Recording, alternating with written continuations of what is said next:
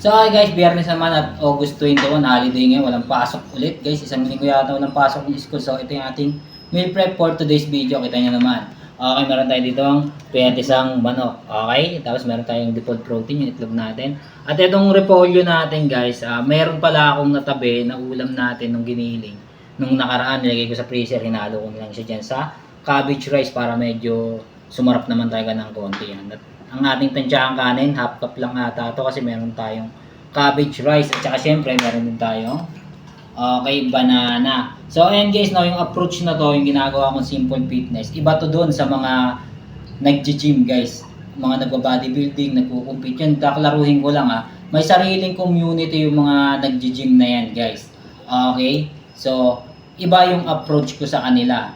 Hindi ako build para sa ganung magpalaki ng muscle.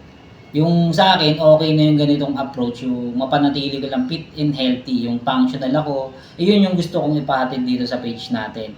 Katulad niyan, may mga matataba pa rin ngayon na hirap din talaga magpapayat. So, kahit papano, ma-share ko lang tong gantong idea kahit konti para makapag-start sila kung sakaling nalilito pa rin sila hanggang sa ngayon. Kasi alam naman natin ako minsan nakakapanood din ako ng mga fitness influencer na akala mo laging galit yung parang may kasalanan ka sa kanila na hindi mo magampanan yung fitness kasi nga busy ka sa trabaho. Siyempre, iba-iba naman din talaga yung tao Iba-iba yung intensity ng level ng pagka-busy na sa isang buong araw. Minsan, hindi na nila priority yung fitness. Ako ganun din Tapos magtuturo siya na parang galit yung workout niya pang Spartan. Alam mo yung parang nag-helicopter na. Ini-scroll ko lang din yun kahit ako na ganito na yung physique ko ngayon.